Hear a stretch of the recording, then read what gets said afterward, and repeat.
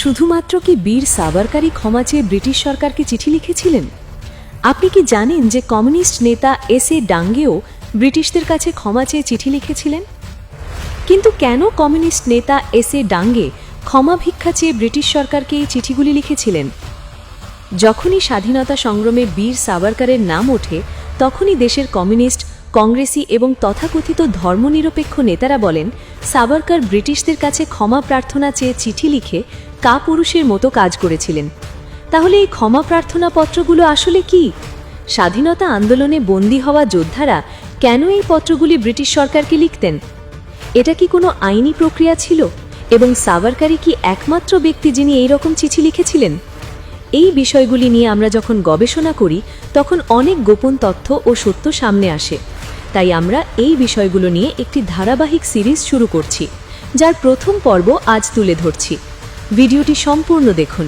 British শাসনকালে British আইন ব্যবস্থায় বন্দীদের জন্য একটি বিধান ছিল, যার মাধ্যমে তারা মার্সি পিটিশন বা ক্ষমা প্রার্থনা পত্র দাখিল করতে পারত।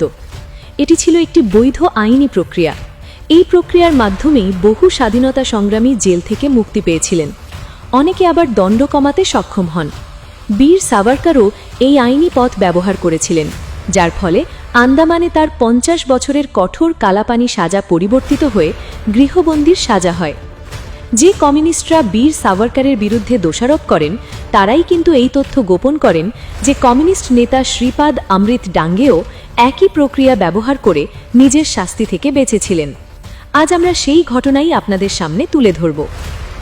শ্রীপাদ অমৃত ডাঙ্গে ছিলেন ভারতের কমিউনিস্ট পার্টির নেতা এবং অন্যতম সহ-প্রতিষ্ঠাতা। 1924-এ ঘটে কানপুর ষড়যন্ত্র মামলা বা কানপুর বলশেভিক কনস্পিরেসি কেস। 1920-র দশকে রাশিয়ান কমিউনিস্ট মতবাদের প্রভাবে এম.এন. রায়, মুজাফফর আহমদ, এস.এ. ডাঙ্গে প্রমুখ চিন্তাবিদ ভারতের কমিউনিস্ট পার্টি গঠন করেন।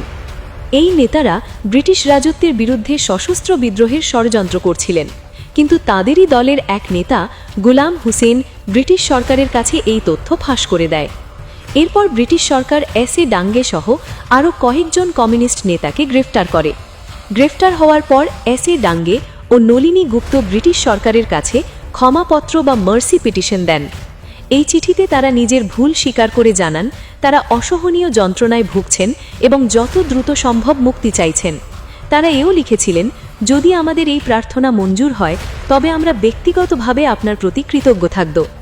এই প্রথম চিঠিটি লেখা হয়েছিল কানপুর ম্যাজিস্ট্রেটের উদ্দেশ্যে। দ্বিতীয় চিঠিটি লেখা হয় ব্রিটিশ গভর্নর জেনারেলের উদ্দেশ্যে। দ্বিতীয় চিঠিটিতেও আগের মতো লিখে শেষে তিনি স্বাক্ষর করেছিলেন, ইয়োর মোস্ট ওবিডিয়েন্ট সার্ভেন্ট। এরপর থেকে এস.এ. ডাঙ্গে আর কোনো স্বাধীনতা সংগ্রামে সক্রিয় অংশ নেননি। দ্বিতীয় বিশ্বযুদ্ধের সময় যেহেতু রাশিয়া ও ইংল্যান্ড একে অপরের মিত্র ছিল, তাই তিনি মহাত্মা গান্ধীর ভারত ছাড়ো আন্দোলনেরও বিরোধিতা করেন। মজার বিষয় হল, এসব চিঠি বহু বছর পর্যন্ত গোপন রাখা হয়েছিল। 1964 সালে দ্য কারেন্ট নামে বোম্বের একটি পত্রিকা থেকে প্রথমবার এই ক্ষমাপত্রগুলো প্রকাশ করা হয়। তখন এস.এ. ডাঙ্গে ছিলেন ভারতের কমিউনিস্ট পার্টির একজন প্রভাবশালী নেতা। সেই বছরই কমিউনিস্ট পার্টি ভেঙে দুটি দলে ভাগ হয়ে যায়, CPI Communist Party of India এবং CPIM Communist Party of India.